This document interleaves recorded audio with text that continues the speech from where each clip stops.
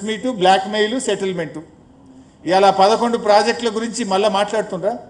ఆ 13,000 కోట్ల రూపాయల విలువగలిగిన ప్రాజెక్టుల గురించి ఆనాడు బట్టి deputy CM press meet CM settlement ఇది బ్లాక్మెయిల్ రాజకీయం అదే విధంగా ఉద్యోగ సంఘాలు వాళ్ళు రిటైర్మెంట్ అయిన ఉద్యోగులకు పెన్షన్ బెనిఫిట్స్ వస్తలేవు డిఏలు రావడం లేదు పిఆర్సీ రావడం లేదు ఉద్యోగ సంఘాలు ఎక్కడన్నా నోరెత్తితే వాళ్ళ మీద ఏసీబీ దాడులు బ్లాక్మెయిల్ ఉద్యోగ సంఘాలు ఇలా దేశంలో అత్యధిక డిఏలు పెండింగ్లో ఉన్న రాష్ట్రం తెలంగాణ రాష్ట్రం పిఆర్సీ ఎరియర్స్ చెల్లించని రాష్ట్రం తెలంగాణ రాష్ట్రం రిటైర్డ్ ఉద్యోగులకు ఏళ్ల తరబడి వాళ్ళ బెనిఫిట్స్ ఇవ్వని రాష్ట్రం ఈ దేశంలో ఉందంటే అది రేవంత్ రెడ్డి రాష్ట్రం మన పాలనలో ఉన్న తెలంగాణ రాష్ట్రం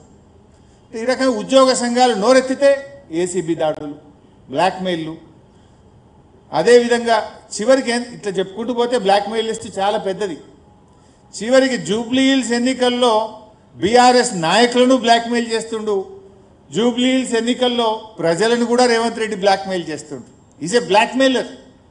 ఒక ముఖ్యమంత్రి 2 ఏళ్లలోనే నీ పని చేశాను నా ప్రభుత్వం ఇంత మార్పు తెచ్చింది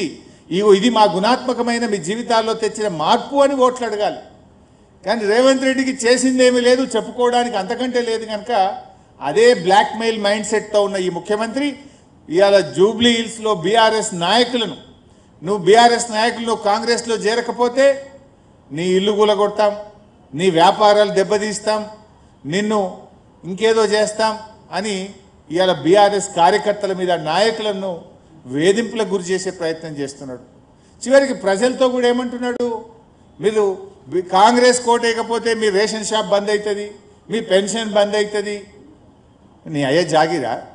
నువ్వెవరి బంద్ చేయడానికి దిస్ ఇస్ డెమోక్రసీ నీ ఇంట్లోకి వెళ్ళి ఇస్తున్నావా నీ నాయన డబ్బులు ఇస్తున్నావా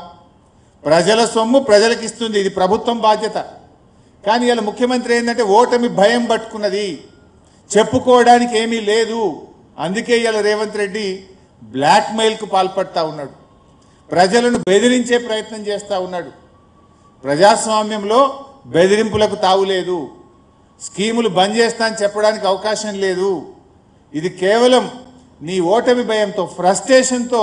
ఇవాళ ముఖ్యమంత్రి గారు బ్లాక్మెయిల్కి పాల్పడతా ఉన్నాడు అంటే రేవంత్ పాలన ఈజ్ ఏ బ్లాక్మెయిల్ గవర్నమెంట్ దీన్ని ప్రజలు గమనించాలని చెప్పి కూడా నేను కోరుతా ఉన్నా ఈ బ్లాక్మెయిలర్కు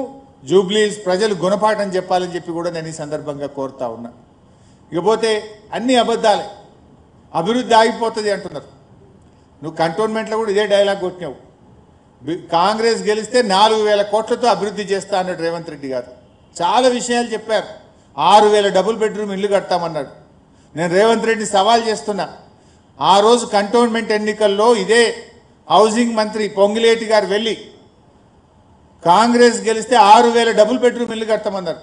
ఒక్క ఇల్లు కట్టారా కంటోన్మెంట్లో ఎక్కడ కట్టారో చూపియండి మేము రావడానికి సిద్ధంగా ఉన్నాం కంటోన్మెంట్లో మీరు